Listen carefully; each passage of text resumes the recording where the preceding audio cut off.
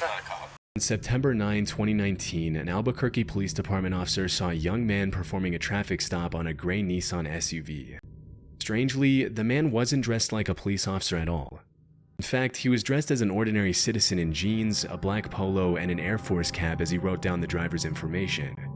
Sensing that something was off, the officer pulled the man aside to talk to him, and from the beginning, the man seemed a little on edge. The man claims that he was on his way to the courthouse when he pulled over the driver of the gray Nissan. Suspiciously though, he claims he doesn't have any sort of identification on him because he allegedly left it inside his uniform. After a bit of questioning, the man says his name is Brendan Wazinski and confesses that he was using his personal vehicle to pull over civilians, but insists that he's been an officer of the law for 3 years. After checking the database, the officer notices Brendan's name doesn't pop up on any nearby law enforcement agency's list, and at that point his only option is to put the suspect in the back of his vehicle while he waits for his supervisor to figure things out. Less than 5 minutes later, Brendan gets cold feet and confesses that he's not a real cop. Just gonna be straight up honest with you, I'm not a cop.